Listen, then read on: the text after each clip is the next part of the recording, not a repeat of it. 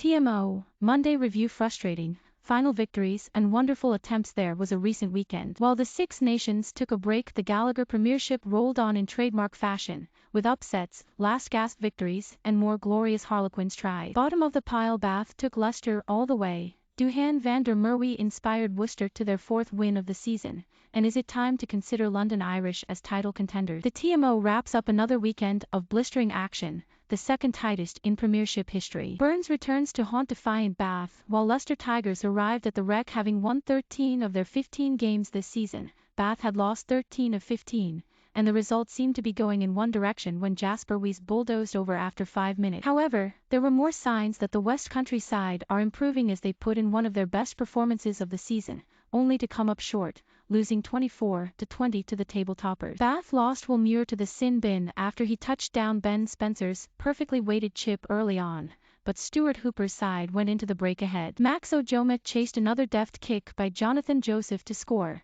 The rapid Scotland back row Josh Bayliss danced down the left touchline for a third, and Bath's scramble defence and dismantling of the Leicester maul continued to frustrate the visitors. Tigers began to do what they do best, though, and sucked the life out of Bath with their physicality. It should be noted how well Richard de Carpentier played, but Bath have a dearth of second rows, so when Josh McNally went off injured, Bayliss then Nathan Hughes were forced into stints at lock. Then the inevitable happened. A series of scrum penalties ensued, and from the final advantage, Freddie Burns ran, dummied, and touched down to see off his boyhood club. Richard Wigglesworth also scored for Leicester early in the first half after a searing Guy Porter break engineered by Dan Kelly. England's scarcity of out-and-out inside centres in the absence of Manu Tuilagi is well noted, but Kelly, 20, certainly has the ability to fill that void in the future. Jackson makes Saracens pay at the death. Cast your mind back to the autumn. Poor Paddy Jackson's 80th minute penalty strikes the post and misses in London Irish's 31-31 draw with Sale Sharks.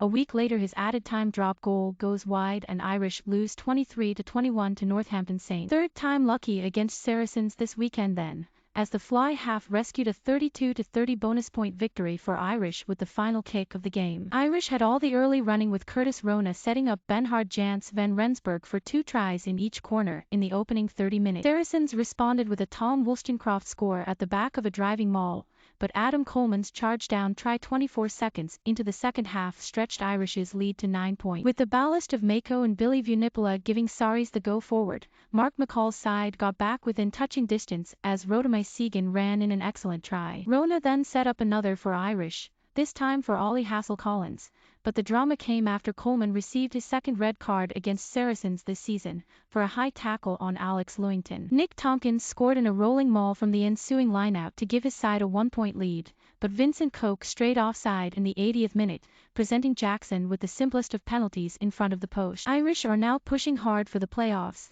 and although Saracens were strewn with errors, is it time to consider Declan Kidney's side as title contenders? Sale get lucky as Saints rue missed chances with only a handful of points separating 3rd from 8th in the table. Northampton Saints and Sale Sharks are 2 other sides pushing for the playoff. Like Jackson, George Furbank had an opportunity to be a hero with a last-minute penalty, but the 25-year-old pulled his kick from the right touchline and Sharks edged it 22-21 at Franklin's Garden. Both sides exchanged 2 tries in the first half, the pick of which after Aaron Reid chased Rafi Quirk's inch-perfect box kick, beat Rory Hutchinson in the air and sprinted to score in the corner. Saints went one better after the break with the brilliant, bustling Matt Proctor engineering a break down the left wing before the flowing move was finished by Courtnall Skosan setting up Alex Mitchell. Sale's winning try was a gift and Saints will rue the manner in which little Faf de Klerk was able to slap back a kick above 2 Northampton players before Rohan Janse van Rensburg strolled in. Furbank's missed kick was the nail in the coffin, but Chris Boyd's side had plenty of other chances they failed to take and Alex Sanderson admitted his side got lucky. "We probably should have lost it to be honest," the Sale director of rugby said. "We gave them too much territory through our game management and penalty count. That was probably our worst performance in 4 or 5 weeks, but the old cliché stands that if you can play badly and win,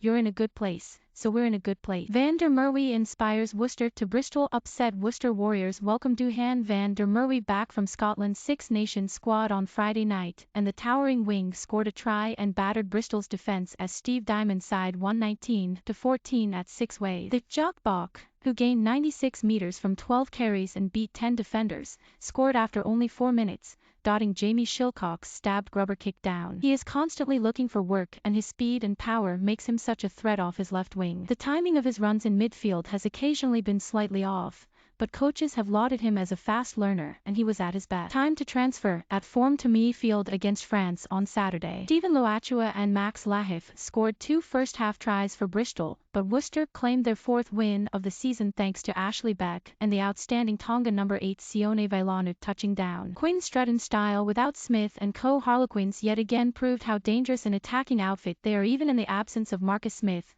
Alex Dombrandt and Joe Marchant as they scored 5 tries to breeze past Wasps 29-24. The 20-year-old wing Oscar Beard crossed only 2 minutes in when Quins went quick from Paulo Odigwa's mindless penalty concession, before Andre Esterwijzen set up Jones with half an hour gone. Jones, the swashbuckling Scotland centre, has fallen out of favour with Gregor Townsend after a slow start to his Harlequins career, but he is finding his feet in recent weeks and was excellent in his running and playmaking. It only took 5 minutes of the second half for last season's champions to get their bonus point as Cadan Murley then Esterwijzen finished off trademark flowing moves, before Lewis Lynack grabbed the 5th just after the hour mark following more good work by Joan. Wasps did mount a spirited second half fight back with 3 tries scored by Sam Spink, Jeff Tomagallen and Tom Willis, who was a thorn in Quinn's side throughout, while Jack Willis returned for the first time since his knee injury in last year's Six Nations. Off-colour Exeter scrape past Falcons. Exeter Chiefs have been well below their lofty standards this year and visited one of the tougher places on the road in Kingston Park. They were handed a man advantage by Callum Chicks sending off for a shoulder charge to Josh Hodges' face, but were fortunate to scrape past a lion-hearted Newcastle Falcons 15-14 in pouring Tyneside rain. Exeter had all the possession and territory,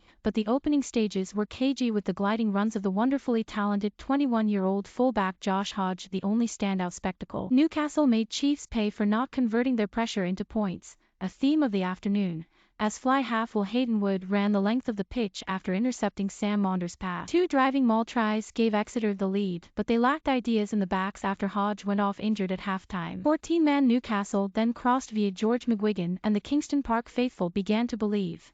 Their defence was ferocious, forcing Exeter into handling errors, poor decisions and turnover opportunities at the breakdown. The Chiefs' opportunity finally came, though. Newcastle conceded a penalty at an Exeter scrum and Joe Simmons knocked over a late penalty. Rob Baxter's side should have won by at least 10 points given their dominance, but such were their inaccuracies that Falcons will feel aggrieved not to have come away with a win despite the numerical advantage. Try of the week Josh Bayliss v Leicester Tigers. He may have been on the losing side, but Bayliss' stunning try against Leicester gave Bath the lead going into halftime at the Rec and a sniff of an upset. Having received the ball from Will Muir, he jinked past Freddie Burns with the most agile of steps before searing away from the Tigers' defense. It was no wonder that Burns said to Bayliss, "You've done me horribly, mate," when the pair shook hands at full time. Forward of the week Tom Willis v Harlequins carries 21 meters, gained 99 defenders beaten 13 tries 1 tackles 11. Back of the week Duhan van der Merwe v Bristol carries 12 meters, gained 96 defenders beaten 10 clean breaks 3 tries 1 offloads 2 tackles 100%. Stats of the week 25.